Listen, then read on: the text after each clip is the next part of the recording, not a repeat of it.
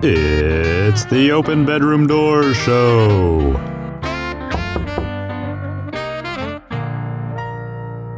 I'm Angela Skurtu, and I open bedroom doors. Welcome to the Open Bedroom Doors Show.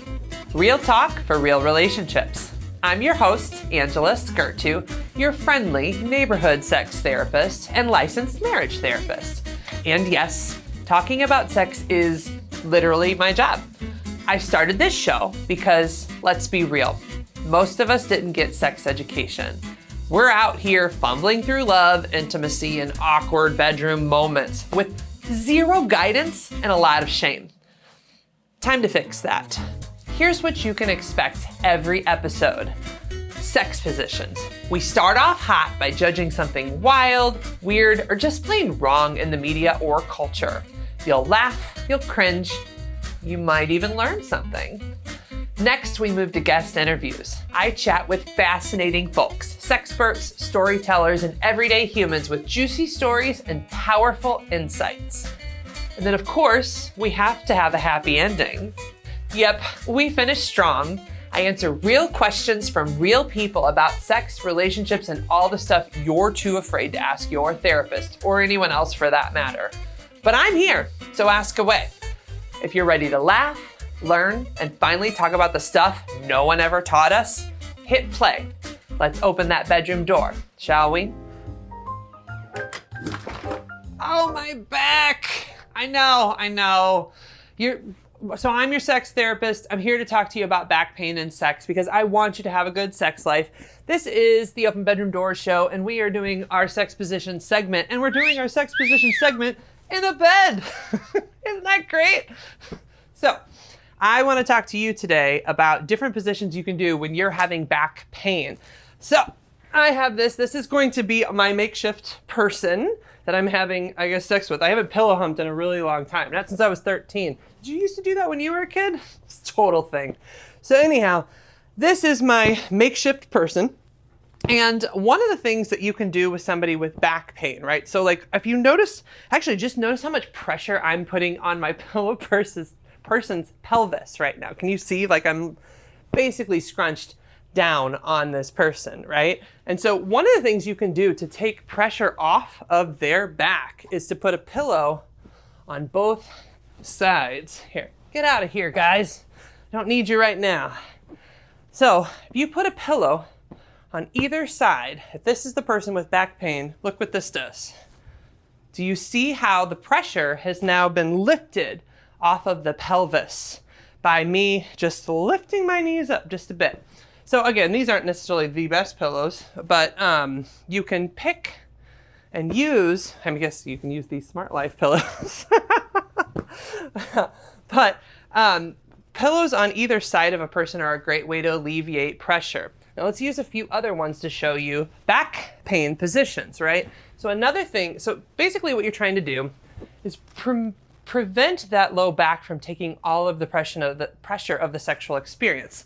So another thing you can do is put this underneath your hips. I want you to see it. Ugh, it's harder to do than you think.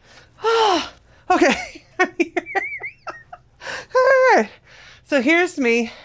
And what I've done with this successfully is I have taken some pressure off of my low back. So this is the person who is below. So if I'm the woman in this position and I'm in a typical missionary position, it's not fully typical because here I am on the bottom, but my hips are up a little higher. Again, with this, you can do this, you can do this, a little bit of that. You can do all kinds of acrobats in this position. Be careful if you have sciatica though. So like also listen to your body, but like these are things that will help you to take pressure off your low back. And another one, so again, this is my pillow person, is this side position, right? So one person behind the other. Here's an example of what the humping might look like. Again, never thought I'd be doing this on a camera, but here I am, right? And I'm here to teach you to have a good sex life. So you would be doing this, you're in the spooning position, and then, yeah, you can lift a leg up this way, or you can just keep it down and come in from behind. And then there's one final one I want to teach you, which is where you're both laying down. So here's my pillow person. And here's me. And this is our genitals coming together this way. And so if you can find kind of a sideways position, so imagine their head is here. Here's their head. Make them a rainbow head. And here's me.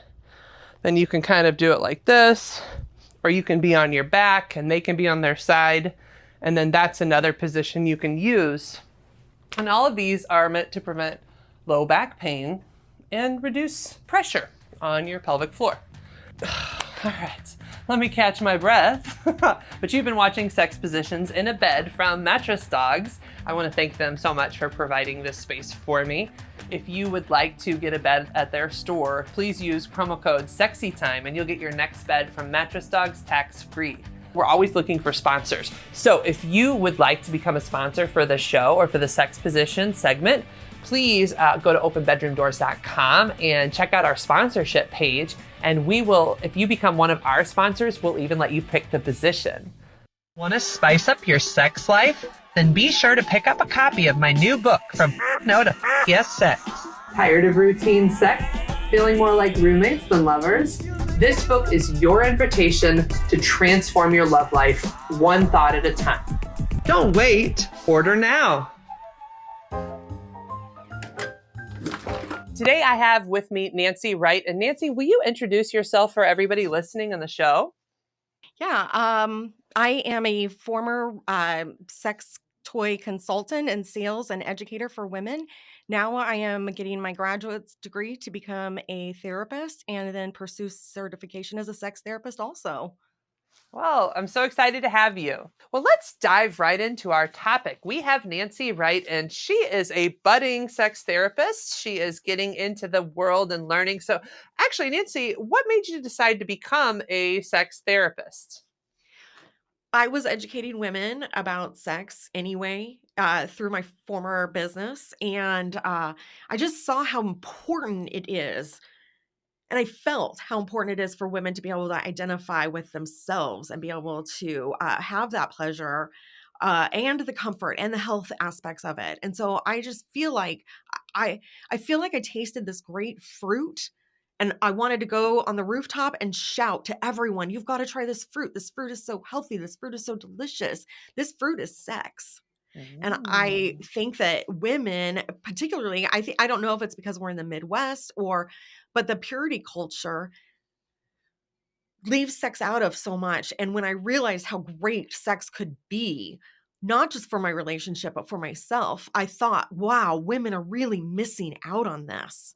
And I knew there was a community of women who could really be empowered for themselves. They could empower their families better by exploring this. It's so natural. I gotcha. And you actually got one of your starts selling sex toys, correct? Yeah. So talk So a I little bit about did. what that was like selling sex toys, because it's funny. Long ago, before I became a sex therapist, I worked at some sex shop in Hawaii for like 2 months. And my favorite part of working at the sex store was just talking to people about sex and basically doing sex therapy. So I was like, I'm not necessarily a sex toy person, but I am definitely an educator. But like, Yeah, I'm and you're curious, what great was at your it. experience like?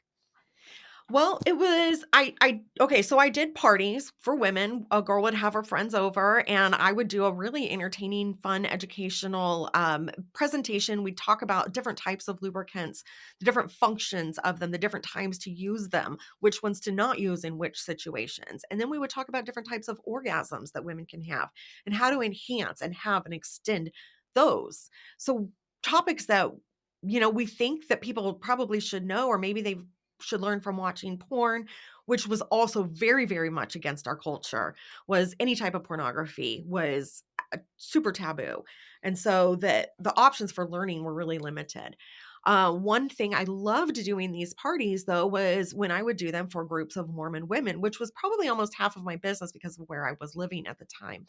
And these women who were so hungry Mm. to nurture their marriage, to nurture their family, to make it be eternal and enjoy it, make it not be miserable. I could teach them about sex, the importance of foreplay. It's not just penetration. That foreplay is so important for enhancing the natural lubrication and the tinting of the vaginal canal when you start to become aroused, it tilts backwards, elongates, and expands. Mm-hmm. Women, we're not taught about any of that. And so being able to enhance women's sexual experiences within their relationships was just super powerful. Also, it was discriminated against. There were a lot of people who didn't like what I did. And How did you get discriminated against? well, one thing is that being a Mormon, one really, really pinnacle of your Mormonhood is being able to go to the temple. And that requires some very certain restrictions and limitations and rules that you have to follow. No alcohol, no drugs, no cigarettes, no sex before marriage, no sex outside of marriage, which they would even consider, again, masturbation, because it's sex with someone besides your spouse, even though it's just yourself. So it was taboo also. And so teaching women different ways to explore their bodies, whether it's in the bathtub, whether it's with their husband or their partner, although in the Mormon world, it had to be husband because otherwise it's a sin. Everything other than like a typical heterosexual relationship, you have to be married. There must be a ring, and you get married in the temple too, right? Like that's part of it. Yes. Yes. So you get married in this very sacred place. You have to meet these really high standards, give 10% of your income, all of these things to meet these standards. And if you don't get married in the temple, it's or progress your marriage to the temple, you're kind of like frowned on I and kind of gotcha. like not really welcomed. Your comments in you just aren't, you don't have the credibility Hmm. of you know a, So even a your temple marriage can card be in carrying. question. And what's interesting about what you're saying is all of those things. So I talk a lot about sex being like if you get too perfect, if you make it too high of an expectation, you actually make sex harder to enjoy and have fun with. And so what's interesting as you're describing it is like you have to this, all these rules, all these structures. It basically takes you out of the sexual experience and the ability to be intimate and like close with your partner when you have too many rules governing sex. Well, not only that, but then you have the rules, and then you get married and the dam is open, and then what? Oh, And yeah. then what? Who do you talk to about the pain of penetration and the importance of lubrication and intercourse? When I very first got married, when I was young and Mormon and dumb, my doctor tried to talk to me about sex, and I was so embarrassed. It was a male doctor, and I was like, okay, okay, okay, and I was like, I Aw. shut him down. You're like, "You can't talk to me about this? Oh my goodness." No, Aw. no. Especially because it was a man talking to me about sex. Even a medical professional was very uncomfortable. Mm. Um, yeah. Well, and I So have definitely experienced that too. So I remember growing up. So one of the things that got me into sex therapy actually was I had all these friends who got married young because we grew up in purity culture in my history as well. And so that meant that we all got married very young, 19, 20, 21. Actually, so funny story. I was crying in the bathroom at the church I was attending at the time because I was so sad that I wasn't married. I was 22 and all of my friends were getting married. And I'm just thinking back to this time of like, "Ugh," and I'm an old maid. this lady's like, Angela, you've got like so much time. Like, this is, even she was like, this is crazy. Right. But like, Hawaii was a totally different culture when it came to their religious way of being. Like, it was interesting. We went out to Hawaii to be like missionaries at the time. And like, they were, like, surprised by how weird we were. It is. It's the purity culture.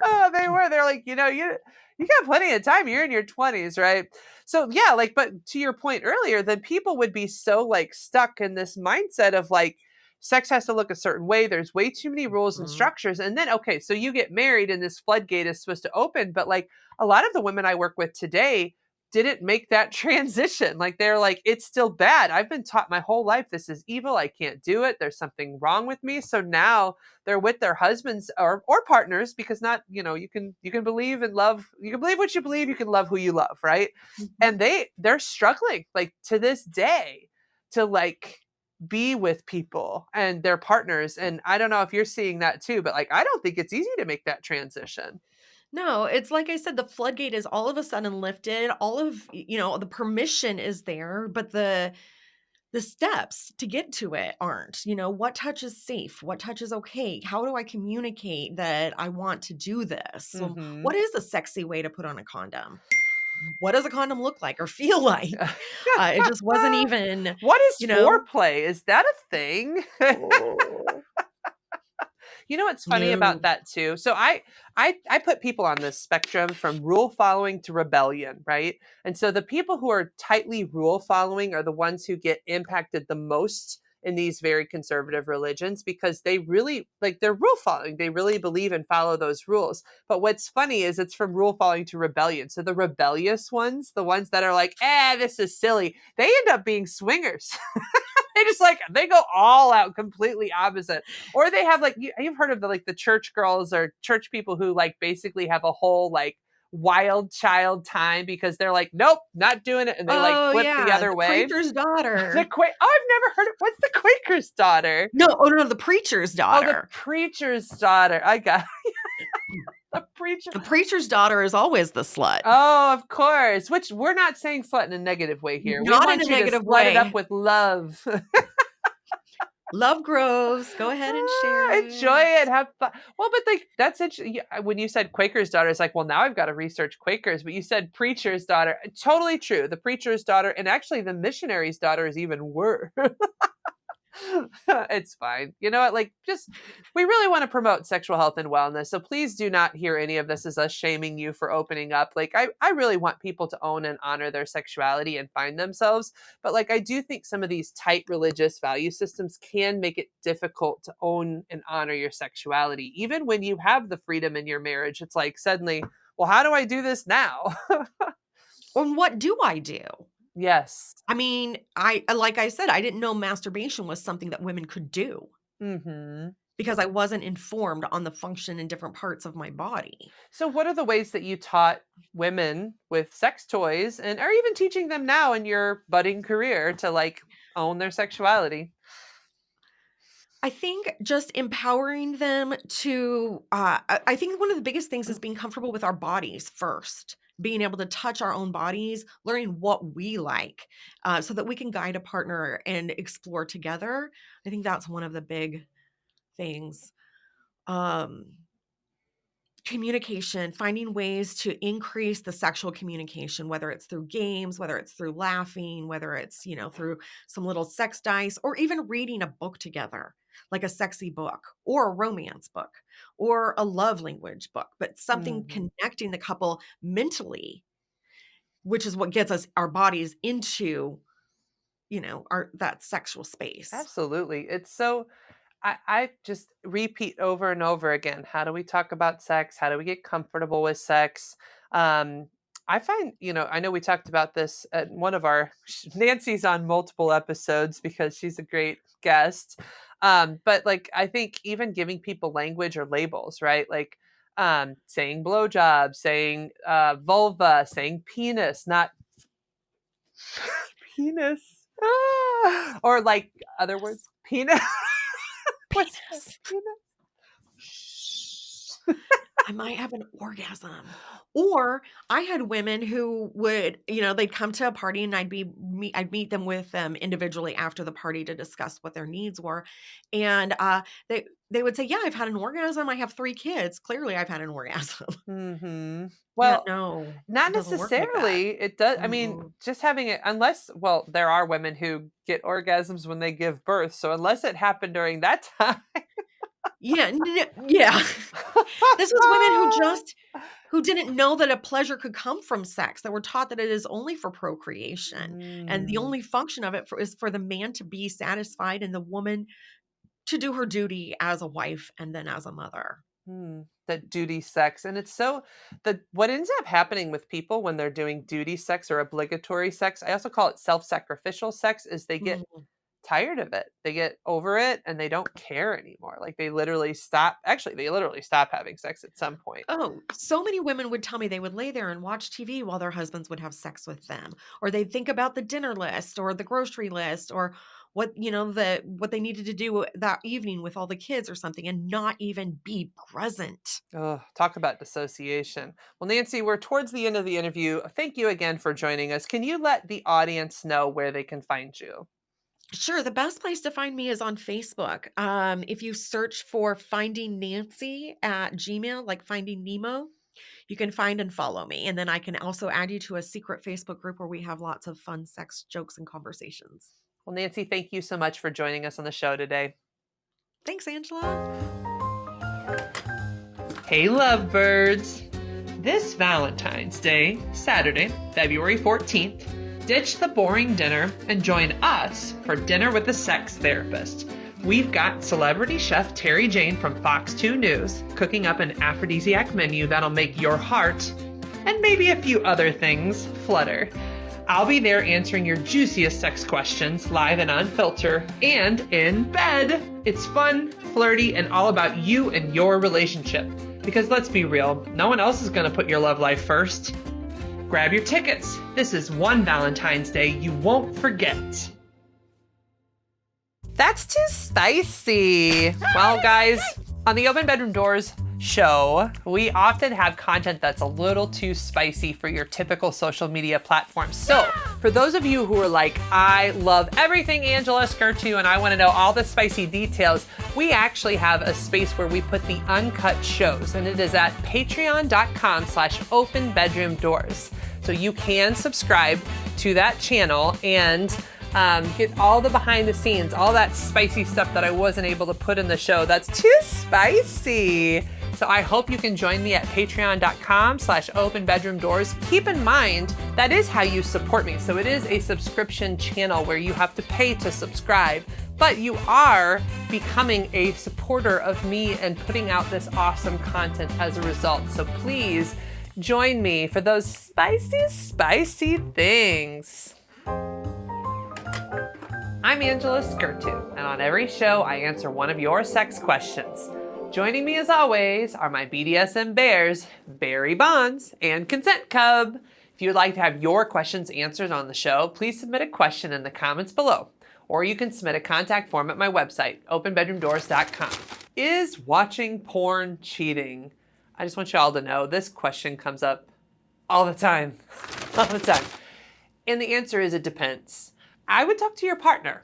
What do they feel about porn? What do you feel about porn? Now, you guys are allowed to have different opinions about this too. I would rather you be honest about your opinion and talk about that than for you to ask your partner, do you think porn's cheating? They say yes, and then you just agree with them to like end the conversation. That is a problem.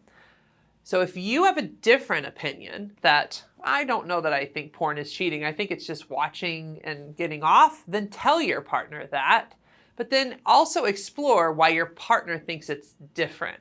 So porn is a show like any other show. One way I neutralize porn is I just call anything that you see that's sort of sexual content. Because if you think about it, let's go to Netflix, your Hulus. I'm watching a really great show called Billions, and they have sex content on it all the time.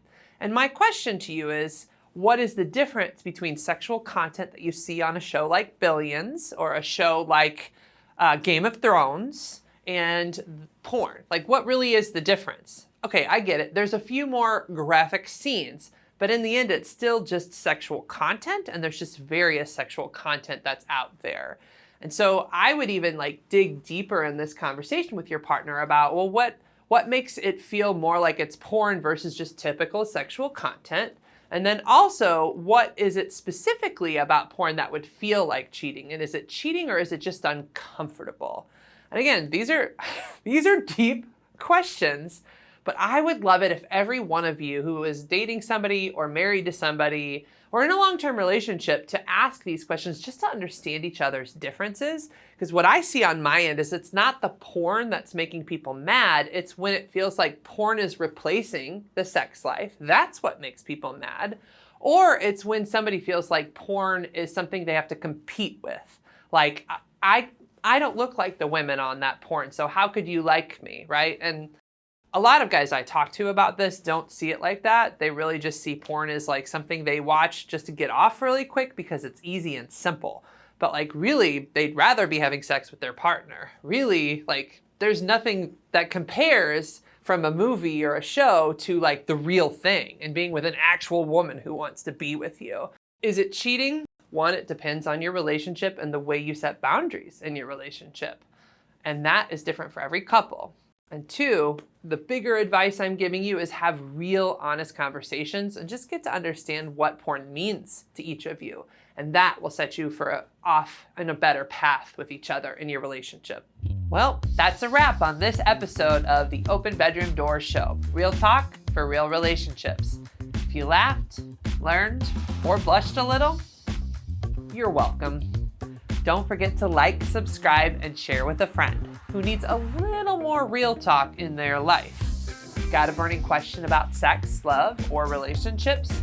Check out openbedroomdoors.com and submit a contact form. Your question might just be featured in a future Happy Ending segment. Until next time, keep it honest, keep it sexy, and most of all, keep those bedroom doors open.